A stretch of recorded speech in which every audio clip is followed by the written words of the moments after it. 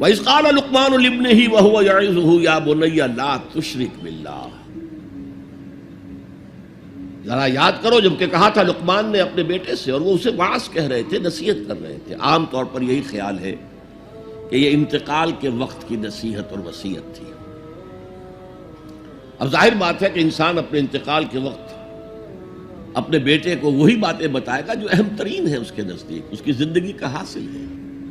دولت مند شخص اپنے دولت کا حساب بتائے گا، کہاں کہاں کس کس شکل میں ہے. حکیم انسان کے لیے اس کی حکمت ہی اس کا اصل خزانہ ہے، دولت ہے. تو اس حکمت کا خلاصہ اور لب لباب ہے جو حضرت لقمان منتقل کر رہے ہیں اپنے بیٹے کو. اسی کو اقبال نے کہا تھا کہ یہی ہے متاع فقیر، میرے قافلے میں لٹا دے اسے، لٹا دے ٹھکانے لگا دے اسے. میرے پاس جو حکمت ہے، جو بھی میں نے قرآن سے اخذ کی ہے حکمت، یہی کچھ ہے. ساقی متاع فقیر، اس اے ساقی متاع فقیر یہی کچھ ہے. میرے قافلے میں لٹا دے اسے، لٹا دے ٹھکانے لگا دے اسے. اب حضرت لقمان کیا کہہ رہے ہیں؟ پہلی وصیت، پہلی نصیحت، اللہ کے ساتھ شرک نہ کرنا. یہ بھی عقل کا تقاضا ہے. یہ پورا نظام کائنات کا اتنا مرکزیت لیے ہوئے ہے، اس کے اجزاء آپس میں اس طرح مربوط ہیں کہ یہاں کنٹرول کسی ایک ہی ہستی کا چل سکتا ہے، دو کا نہیں. دو کا ہوگا لفسدتا، اللہ کے سوا بھی کوئی الہ ہوتا تو کائنات میں فساد ہو جاتا. ایک کی مرضی یہ ہے، دوسرے کی یہ ہے. قرآن میں یہ بھی آیا ہے کہ پھر ہر جو الہ، ہر خالق اپنی شے لے کے علیحدہ ہو جائے گا. ایک ہستی ہے جو اس کائنات کو کنٹرول کر رہی ہے، ایک ذہن ہے جو اس کائنات میں کار فرما ہے، ایک حکمت ہے جو اس پوری کریشن کی پشت پر ہے. ایک قل هو اللہ احد. اب اس کے بعد پھر حضرت لقمان کی نصیحت. یا بنی انہا ان تک مثقال حبۃ من خردل. اے میرے بچے، انہا اس میں عمل کا معاملہ ہے. عمل سیئہ ہو یا حسنہ ہو، ہا کی ضمیر مؤنث آئی ہے. انہا نیکی ہو یا بدی ہو. انہا ان تکو مثقال حبۃ من خردل، اگر وہ رائی کے دانے کے ہم وزن بھی ہو، پھر وہ نیکی یا بدی. فتکن فی صخرۃ، کسی چٹان کے پیٹ میں گھس کر کیا گیا ہو. او فی السماوات، یا فضاؤں میں کیا گیا ہو، خلاؤں میں کیا گیا ہو. او فی الارض، یا زمین کے پیٹ میں کیا گیا ہو. یات بہ اللہ، اللہ اسے لے آئے گا. کائے کے لیے لے آئے گا؟ جزا و سزا کے لیے لے آئے گا. انسانی اعمال میرے بیٹے یہ جان لو ضائع ہونے والی چیزیں نہیں ہیں. ان کے بدلے نکلیں گے، ان کے نتائج نکلیں گے، ان کے بدلے مل کر رہیں گے.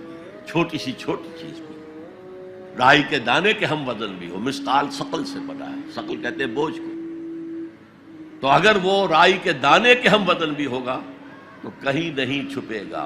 اسی لیے آیا تھا فَمَنْ يَعْمَلْ مِثْقَالَ ذَرَّةٍ خَيْرًا يَرَهُ وَمَنْ يَعْمَلْ مِثْقَالَ ذَرَّةٍ شَرًّا يَرَهُ. کسی نے اگر ذرے کے ہم وزن نیکی کی ہوگی وہ بھی اپنے سامنے پائے گا، اور ذرے کے ہم وزن کوئی بدی کی ہوگی وہ بھی سامنے پائے گا. ان اللہ لطیف خبیر، یقیناً اللہ تعالی لطیف ہے، باریک بین ہے، اور خبیر ہے، باخبر ہے، ہر شے سے باخبر ہے.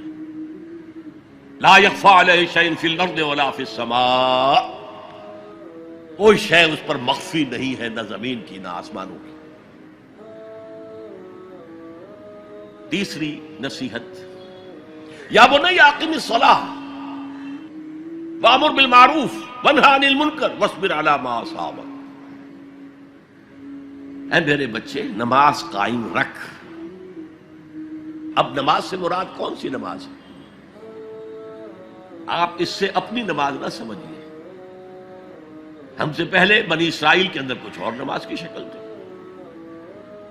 ہمیں کچھ اور نماز کی شکل دی گئی ہے، ہمیں نماز کے اوقات اور دیے گئے، ان کے کچھ اور تھے،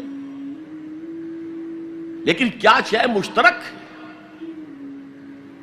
اللہ کے ساتھ ایک لا لگانے کی شکل، اللہ کے ساتھ تجدید عہد کرتے رہنا، اللہ تعالی کے ساتھ ایک تعلق قلبی اور ایک ربط ذہنی برقرار رکھنے کا کوئی نظام ہونا چاہیے۔ وہ ستون مانو اسے، الصلاۃ عماد الدین، تو نماز قائم رکھ، میں نے ترجمہ رکھ کیا ہے، کر نہیں۔ ظاہر بات ہے کہ لقمان بھی نماز پڑھتے ہوں گے، جو بھی نماز تھی ان کی، اور یقیناً ان کا بیٹا بھی پڑھتا ہوگا، اس لیے یہاں نماز قائم کر کی بجائے بہتر ترجمہ ہے نماز قائم رکھ۔ وَأْمُرْ بِالْمَعْرُوفِ وَانْهَ عَنِ الْمُنْكَرِ،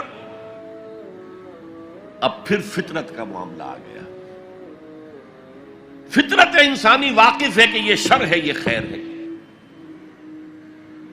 جسے میں نے اس سے پہلے کہا ہے کئی مرتبہ، بیسک ہیومن موریلٹی،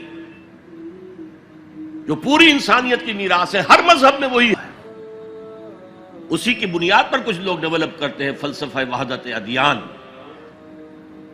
لیکن وہ بات درست نہیں ہے۔ البتہ یہ کہ جہاں تک بنیادی اخلاقی تعلیمات ہیں وہ مشترک ہیں، وہ انسانوں کی مشترک میراث ہے۔ جھوٹ مت بولو، سچ بولو، وعدہ خلافی نہ کرو، وعدہ پورا کرو، راہ میں کوئی بھٹک رہا ہو تو راستہ دکھاؤ، کوئی اندھا ہے تو انگلی پکڑ کر اسے سڑک پار کرا دو، یہ فطرت انسانی ہے۔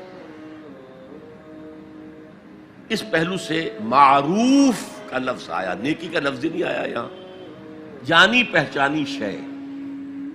اذا ساعت کا سیئتک وحرت کا حسنتک فانت مومن، اگر تمہیں کوئی نیکی کا کام کر کے مسرت حاصل ہو، دل میں انشراح ہو جائے اللہ نے مجھے توفیق دی، اور کوئی برا کام کر کے برا لگے یہ میں نے کیا کر دیا، نہیں کرنا چاہیے تھا، تو تم مومن۔ تو معروف شے ہے، جانی پہچانی چیز ہے نیکی، اور منکر ہے، فطرت انسانی ابا کرتی ہے برائی سے۔ یہ علیحدہ بات ہے کہ انسان جو ہے اپنی فطرت کے خلاف چلتا ہے، اپنے مفادات کو دیکھتا ہے، دنیا پرستی میں غرق ہو گیا ہے کہ اندر سے اس کا ضمیر کانشنس اسے ملامت کرتا ہے، تم غلط کام کرتے۔ پھر آیا بر میں ہم دیکھ سکے وہ اپنے آپ کو سیٹسفائی کرنے کے لیے کہتا ہے میں فلاں فلاں نیکی کا کام بھی تو کر رہا ہوں، تو اتنا مضطرب کیوں ہے؟ تو یہ سارا معاملہ معروف منکر، یا بنی اقم الصلاۃ وامر بالمعروف وانہی عن المنکر، اے میرے بچے نماز قائم رکھیو۔ انتقال کے وقت کی یہ وصیت ہے، اور نیکی کا حکم دیتا رہیو، معروف شے کا پرچار کریو۔ یہ وہی مضمون آ گیا سورۃ العصر کا، والعصر ان الانسان لفی خسر الا الذین آمنوا وعملوا الصالحات وتواصوا بالحق وتواصوا بالصبر۔ یا بنی اقم الصلاۃ، یہ عمل صالح، شرک سے بچ گئے، یہ ایمان ہے، توحید ہے۔ وامر بالمعروف ونہی عن المنکر، حکم دے نیکی کا، بھلائی کا، معروف کا، اور روک منع کر منکر سے، جس سے ابا کرتی ہے انسان کی فطرت، جس میں وہ جانتی ہے کہ یہ کام اچھا نہیں۔ وَاصْبِرْ عَلَىٰ مَا أَصَابَكَ، وہ صبر بھی آ گیا، وَتَوَاصَوْا بِالصَّبْرِ، اور پھر جو بیتے اس پر صبر کیجو۔ اس لیے کہ امر بالمعروف اور نہی عن المنکر بڑا کڑوا فعل ہے، یہ خاص طور پر نہی عن المنکر کسی کو اچھا نہیں لگتا، ریزنٹمنٹ ہوتی ہے۔ بچے بھی جیسا کہ میں عرض کر چکا ہوں، اگر آپ کہہ دیں بھئی یہاں مت کھیلو، یہ کھیلنے کی جگہ نہیں ہے، تو پھر اکثر و بیشتر اپنی عزت سلامت لے کر گھر جانا ممکن نہیں ہوگا۔ اور جو سب سے بڑا حق ہے، یہ زمین، یہ کائنات اللہ کی ہے، وہ اس کا حاکم ہے، اس کی حاکمیت قائم کرو۔ تو جو خدا بنے بیٹھے ہوں اپنی حاکمیت کا سکہ چلا رہے ہیں، وہ برداشت کریں گے؟